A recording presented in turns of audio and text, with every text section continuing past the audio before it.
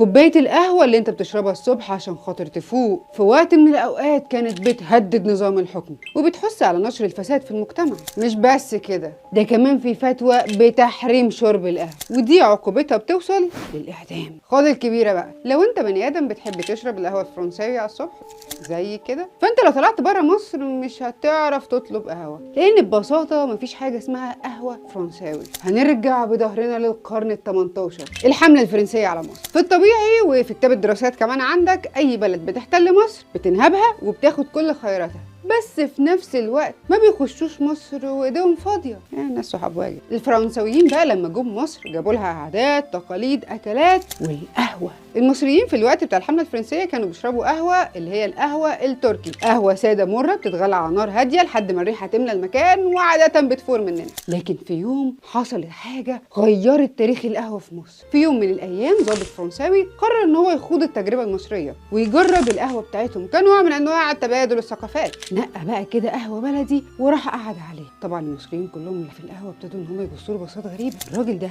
جاي ليه؟ الضابط بعد ما قعد وتفقد المكان راح منادي القهوجي وطلب منه قهوه. فالقهوجي بصوت عالي في نص القهوه قال لك: وعندك واحد قهوه ساده على الريحه وصايع عشان الجنرال. جرب بقى يا بيه القهوه المصري. هو قصده القهوه التركي. اصلا حوار القهوه التركي ده حوار كبير قوي، اتقل لاخر الفيديو. انا هسيبك كده ثواني بس، انا عايزه افهم حاجه. دلوقتي ضابط فرنساوي راح قعد على القهوه طلب قهوه، فين المشكله؟ ليه بنحكي الموقف ده؟ المشكله ان القهوه في فرنسا بتتعمل باللبن، اللي هو الحليب. لو انت من السعوديه بتتفرج عليا، بتتعمل بالحليب. الفرنساويين بيحطوا لبن على القهوه عشان يكسروا المراره بتاعتها، يخلوا طعمها حلو وكمان تبقى خفيفه على المعده. المهم نرجع للظابط اللي احنا سايبينه على القهوه كل ده. الظابط يا حبيبي كان متحمس قوي ان هو يجرب القهوه، يعني كان فاكر ان هو يشرب حاجه كيوت، حاجه مثلا فلات وايت موكا، بس للاسف ما كانش يعرف اللي هيحصل فيه. القهوه وصلت وابتدى الجنرال انه يمسك الفنجان ويقربه من بقه وياخد اول رشفه. فجأة ابتدى يكح وقعد يتفتف في القهوة ومبقاش عارف ياخد نفسه. طبعا المصريين ما سابوهوش في حاله، وضحك وهزار وعملوا عليه حفلة، بس هو ما كانش فاهم فيه ايه. فطلب اغرب طلب بالنسبة للقهوجي والمصريين. نادى القهوجي وقال له انه عايز يحط لبن على القهوة. امنت بالله.